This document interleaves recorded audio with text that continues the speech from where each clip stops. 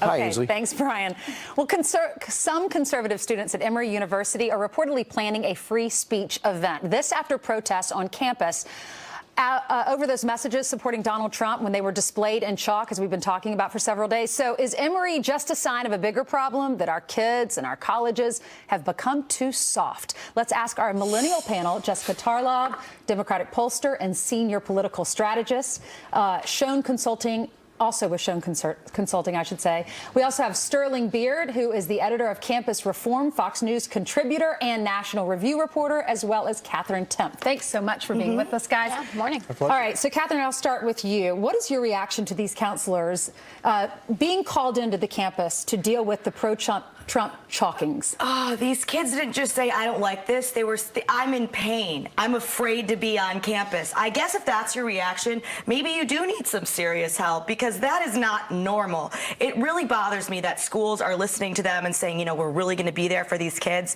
You're hurting them in the long run, because you're going to see some, you know, worse stuff out in the real world than, you know, chalk. Right. There was one student that was interviewed saying she doesn't want to feel afraid on her campus. What do you think about that, Sterling? Would you be afraid of chalkings?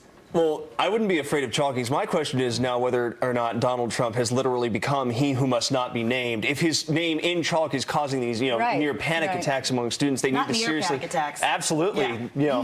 But what they need to do is recalibrate their outlook. Thankfully, you know, you see all these students saying, well, we want this, you know, shut down. But thankfully, there have been several students who have recognized that this is a free speech issue. Especially, there have been several editorials in the Emory Wheel, the student newspaper. They're saying that, look, this is a two-way street. Freedom of speech isn't just for, you know, me and not for these. So there are students at Emory who do get it, thankfully. They realize that this is bigger than just some chalk. Yeah, speaking of op-eds, Todd Starnes wrote one for FoxNews.com, and he says, protesters have the right to protest, chalkers have the right to chalk. So what is so wrong with Trump 2016, Jessica? Well, there's a whole host of things that are wrong with Trump 2016, but that's a separate political issue for me. What's wrong with the chalkings on Emory University's There is nothing wrong with it. It's First speech.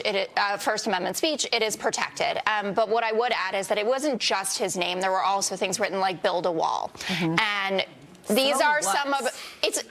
Yes, so what in terms of counselors and having it taken off, but not so what in terms of what his policies are causing, the kind of hysteria and the divisiveness. And I think that's what the students were talking about more. Some of them were just liberal sissies. And as a liberal, I have a lot of liberal sissy friends. I feel like a sissy sometimes.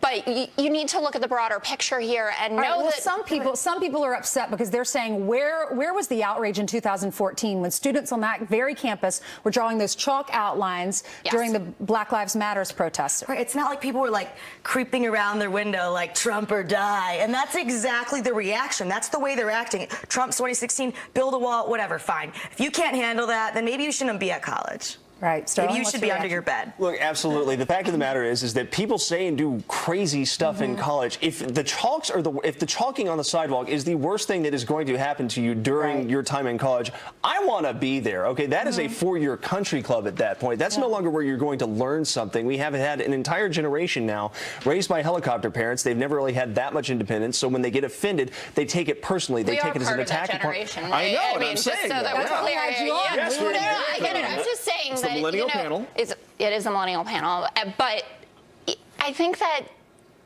saying that their feelings, they don't count at all, and that we shouldn't be addressing this when we know that it's directly related to a specific candidate, I think does largely miss the point. I think that obviously the name, it shouldn't be an issue. I mean, he could very well be the Republican nominee. I guess he could be your president.